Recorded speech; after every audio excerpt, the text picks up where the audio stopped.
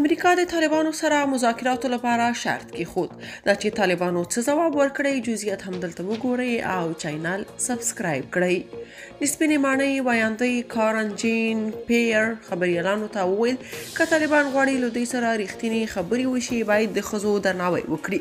هغه په یوې خبري غونډه کې وویل امریکا له ملګرو ملتونو او نورو ملګرو سره د افغانستان وضعیت له نږدې څاري. ژان پیر زیاته کړه که وضعیت داسې شي چې ښځې نشي کولای په ملګرو ملتونو کې خپل کار ته دوام ورکړي د هغه څه دي چې موږ یې په اړه ډیر اندېښمن او دا د طالبانو یو بل وحشتناک عمل دی. د سپینې ماڼۍ دغه چارواکي ویلي چې د افغانستان په ګډون په ټوله نړۍ کې ښځې په بشري عملیاتو او مرستو کې مرکزي رول لوبوي.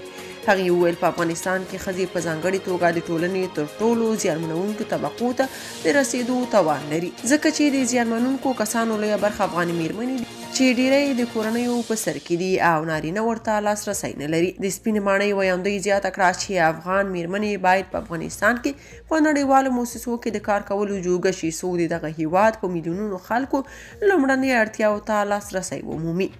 بلخوا د طالبانو رژیم د ملګرو ملتونو د هغو هڅو هرکلی کړی چې ویل کېږي دغه رژیم د په رسمیت پیژندلو لپاره مشورې پیلوي. د طالبانو یو ویان سهیل شاهین ویلي چې د دوی په ګټه د یادو هڅو د پای ته رسېدو په اړه خوشبین دي. نوموړي ادعا کړې چې دوی د په رسمیت پیژندلو لازم شرایط پوره کړي دي. شاهین چې طالبانو د ملګرو ملتونو په سازمان کې د خپل استازي په توګه معرفي کړی ویلي تر اوسه دوی په مستقیم ډول د ملګرو ملتونو له لوري په دې اړه کوم خبر نه دی ترلاسه کړی. دا څرګندونې په داسې حال کې دي چې په وروستیو کې د طالبانو او امریکا ترمنځ د پټو خبرو او د امریکا له لوري طالبانو سره د خبرو لپاره د دوی د یو شمېر مخالفانو د فشار لاندې راوستو خبرونه زیات شوي. که تاسو په دې اړه څه نظر لرئ په کومنټ کې شریک او چینل سبسکرایب کړئ.